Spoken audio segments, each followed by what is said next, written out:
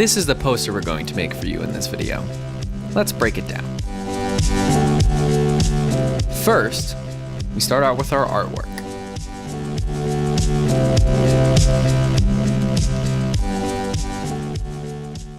Once our artwork is created, we print it on a clear piece of paper called acetate. We need transparent paper so light shines around the black areas, but we'll talk more about that later. Now, we're ready to prepare our screen. When we coat our screen with emulsion, we need to do it in a photosensitive light room. This protects the emulsion from outside light rays. Next, we pour the emulsion into our emulsion scoop. This will help us evenly distribute the emulsion onto the screen. We coat both sides and then wait for it to dry.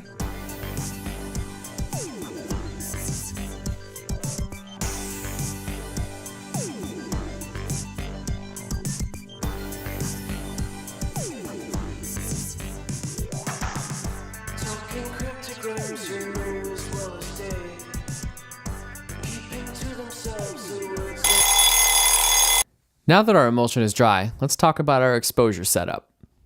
So we set up our exposure unit. We use a really bright ultraviolet light that hangs about 2 feet from the screen. We have our transparency with our artwork on it. And we have a big piece of glass to make sure our artwork stays flat against the screen. Once everything is in place, we set a timer for 15 minutes, turn on the light,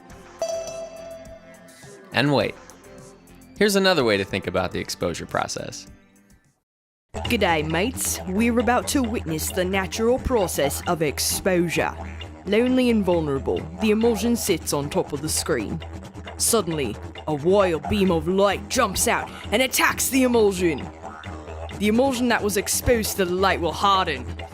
Now, witness how the vicious light attempts to attack the parts of the emulsion covered by the image. However, the black ink on the acetate sheet blocks the light like a shield, protecting the emulsion down under. Once the exposure process is finished, we're going to hose down the screen to knock out the soft areas of emulsion that were not exposed to the light. As you can see, our image is appearing on the screen. And here we have the finished image. So after our screen is dry from washing out the extra bits of emulsion, we are ready to prepare our print station. First, we have our press with hinges to hold our screen in place. Then we have our squeegee. Next, our cut paper, the color ink we want to use, tape for our screen, and finally, the screen itself. Thanks for taping the screen, Nikki. Aw, shucks. Classic Nikki. We tape our screen to make cleaning up easier for us later on. So the first thing we're gonna do is we're gonna take our paper.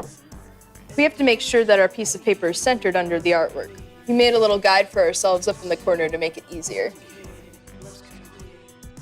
So next, we're gonna take our screen printing ink. We are going to pour a line of it right over our artwork.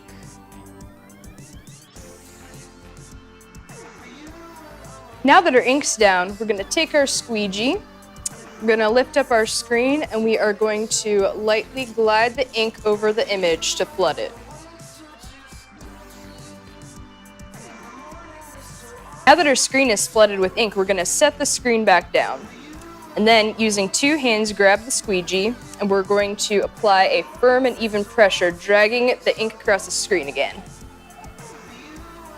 Now we're going to lift up our squeegee and place it at the top of the screen. Now we're going to lift the screen up and see our print. And here we have our final print. And when we're done pulling our print,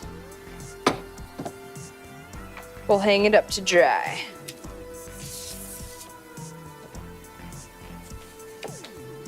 Zan! And that's how you screen print a poster. So, in review of the screen printing process, we have 6 steps. Number 1 is creating your artwork. Number 2 is printing that artwork on a piece of acetate. Number 3 is coating your screen with emulsion. Number 4 is exposing that screen to light. Number 5 is setting up your printing press. And number 6 is finally printing your piece of artwork.